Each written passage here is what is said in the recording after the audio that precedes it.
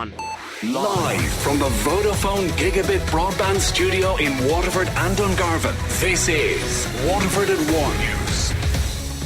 Good afternoon, I'm Liz Reddy. Today's top stories: business owners in Waterford could face a 5% increase in rates next year. The CEO of the representative body for the technological sector says Waterford Institute of Technology is very much on the right track. Gardaí and Waterford are out in force across the city and county today as part of Operation Storm. And in sport, Waterford senior hurler Austin Gleeson says the squad are determined to get their form back on track. Business owners in Waterford could face a 5% increase in rates next year. That's the proposal which will be put forward by Council CEO Michael Walsh to close the €1.3 million shortfall when councillors meet to pass a budget on Friday next. The local authority has been granted €2 million in government funding to help offset the €3.3 million the council's losing due to the revaluation of Irish water rates. Sinn Féin councillor John Hearn says the government has the money to cover the full deficit. They decided to cut this. This is a government cut. It's a political decision, and they need to reinstate that decision and give us the money we're due. The government have the money. They have it for Apple, and they're paying $7 million in court fees to help Apple not pay the $13 billion they owe the Irish state. So the money's there, and they should use the money that they have and just leave that funding the way it was and let Waterford stay the way it is, because it's not as if we were flush with money. We weren't, and we won't progress if we're left with the cut like that. Dublin business owners say they're already under enough pressure without a rates hike. They'll have to pay 2.7% more next year after the City Council's budget was approved last night. It also includes a 10% rise in parking charges and an extra 50 cent on the East Link toll. Denise O'Connor owns Rare Jewellery Design off Drury Street. Well, I just think that we pay enough, to be honest with you, between our Dublin Town bid contribution as well, and the rates. I'm not really sure what we're paying the rates for, to be honest with you, because Dublin Town seems to be the ones that do a lot of the cleaning up and sorting out, so a rise is not helpful. The CEO of the representative body for the technological sector says Waterford Institute of Technology is very much on the right track. It's hoped that the Technological University for the South East can be achieved within the next year. The application hit a stumbling block in June when a memorandum of understanding agreed by management at WIT and IT Carlow was rejected by unions in Carlow. Dr. Joseph Ryan is the CEO of THEA. They're very much on the right track. You've seen now with the designation of TU Dublin on the 1st of January of this year. That's the first. And at the moment, the architecture is looking at 5 technological universities. If you recall, the history or the genesis of all of this actually lay with Waterford, with that desire for university status, which led first to the national strategy of 2011 and then the enactment of the bill in 2018. And there's very good constructive work and quiet work going on now between Waterford and Carlow IT, as you know. We're confident that this will move forward in the coming months, that you will see progress. He explains what their role in the process is. It's around advocacy, it's around the support for getting the bill through, it's the support all of the institutions in their ambition. We are a lobbying group, an advocacy group, so we work very closely, not only with the institutions but also with government, with policy makers around this sort of architecture. An All-Ireland network of social prescribing conference is continuing in Waterford this afternoon. It aims to reduce social isolation and improve people's health and well-being by linking them with non-medical sources to support within their community. Around 170 decision-makers from health and community organisations are attending the conference, which is organised by the Sacred Heart Family Resource Centre. Minister of State Jim Daly opened the event at the Greenway Manor Hotel. I think social prescribing is going to be one of the phenomena of the future, to be honest. I think the words are a bit difficult and people don't immediately get what it means. Essentially what it is a move away from medicine towards getting people involved in their communities, particularly for mental health and older people, which I have responsibility for. Getting people connected, getting people being part of and having that sense of belonging is far more powerful than the strongest antibiotic. Gardaí in Waterford are out in force across the city and county today as part of Operation Storm. Extra checkpoints and patrols are being rolled out in a bid to crack down on organised crime.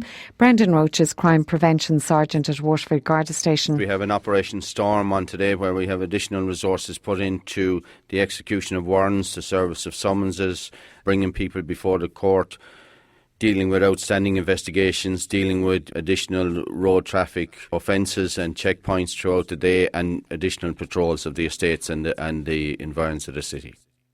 A pedestrian in his 30s has died after being struck by a van in the early hours of this morning in County Tipperary. The collision occurred on the N62 between Horse and Jockey and Thurles at around 3 a.m. The man was pronounced dead at the scene and a post-mortem examination is due to take place. The sole occupant of the van was uninjured. €2 million in EU funding has been put into a new initiative to encourage greater levels of tourism in the southeast. The Celtic Roots project is being launched today in Enniscorthy and will see Waterford, Wicklow and Wexford partner with 3 Western Welsh counties.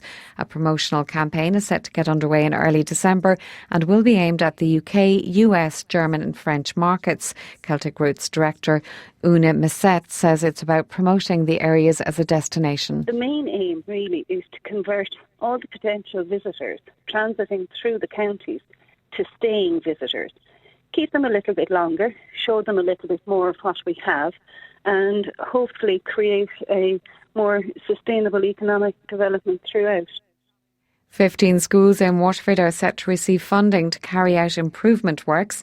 It's part of a €30 million package announced by the Education Minister Joe McHugh. The summer works scheme will see primary and post-primary schools receive funding for new surfaces on car parks and play areas and upgrading and improving fire alarms and emergency lighting. The Waterford schools that have been successful in this round include Carrickbeg National School, Dungarvan College, Waterford Educate Together, Fenner National School, St Mary's Turanina and St Paul's Community College.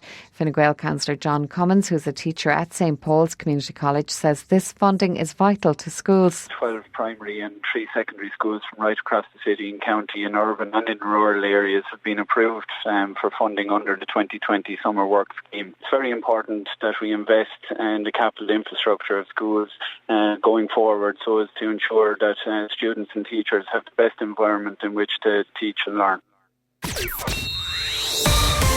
WLR Sport. Starting with Gaelic Games, and Waterford senior hurler Austin Gleeson says no one's place is safe after new manager Liam Cowell dropped Noel Connors and Maurice Shanahan from the panel. The squad have been back training for the last 2 weeks. Waterford did reach the 2017 All-Ireland final, but after beating Cork in the semi-finals that year, lost 8 of their next 9 championship games, drawing the other one. The Mansign clubman says their confidence was shot last year and they will give everything to get back to winning games. And you can see even in the first 2 weeks that fellas are really fighting for their places. There's no set place on the team, which is a great thing. And having new management come in and new set up, I suppose it really emphasises that as well, that everyone is on a level playing field. There's a blank sheet there. If you want one of those 15 places, you have to show them that you want one of those 15 places. Austin was speaking at the announcement of UPMC Whitfield Hospital Waterford's as official healthcare partner to the GA and GPA. He says the competition is fierce, but Waterford have the players who are hungry to win. With the calibre of players that we have, I think we need to be competing a lot more. Saying that the other teams are phenomenal teams, and they obviously have shown last year or two where they can get to as well. Like, there's only a puck of ball between every team, but the kind of, I suppose, that the hammers that we're after getting in the last few years, I don't think we're as bad as that. We just want to show that we're not. Rathgormack attacker Conor Murray is the joint winner of the October WLR Granville Hotel GA Award. He scored 3-11 from play, including 4 points in the county semi-final against Stradbally as they won the Conway Cup for the first time in 20 years. Conor says they were very unlucky against Miltown Malbay in the Munster Championship, going down by 3 points after extra time. We dominated that second half and we could have come away with the victory. And looking back, it is a pity, but it was a great experience. And it will stand to us. It's our first experience in Munster playing against a team of that quality, and hopefully we can get there again next year and years to come. The chairman of Ballysagart says they're still coming to terms with what they've achieved in 2019. Ballysagart's incredible season came to an end on Sunday afternoon as they were edged out by hot favourites Father O'Neill's in the Munster Intermediate Club Hurling Final. Having been badly hit with injuries over the past few weeks, club chairman Seamus Carney says everyone put their shoulder to the wheel. Look, we two players played after dislocating shoulder 2 weeks ago. We did had cracked his rib, taken him in an ambulance the last day, played as well today. Like, that just shows you the desire and the heart and determination they have. And we just, as I said, I suppose the big thing, the big overriding thing I think for the day, Gavin, is pride. I mean, we're just so proud of what they've done. And look, I suppose, we'd have been disappointed maybe to lose and put in performance, but we played to our potential today. We're beaten by a better team, and look, hopefully now they'll go on and win All Ireland. Jose Mourinho has his first home match as Tottenham boss tonight. Following Saturday's 3-2 Premier League victory at West Ham, his new side host Olympiacos in their second last Group B tie of the Champions League. Spurs will reach the last 16 if they're victorious. Manchester City can secure top spot in Group C if they beat Shakhtar Donetsk tonight, while a draw will be enough to qualify for the next round. After finishing fourth in the All-Ireland Under-23 Cross-Country Championships in Abbottstown on Sunday last, David McGlynn from Waterford FC has been selected on the Irish Under-23 team for the European Championships in Lisbon on December 8th. The full Irish senior, Under-23 and junior teams will compete. That's the latest on WLR. Our next bulletin is at 2.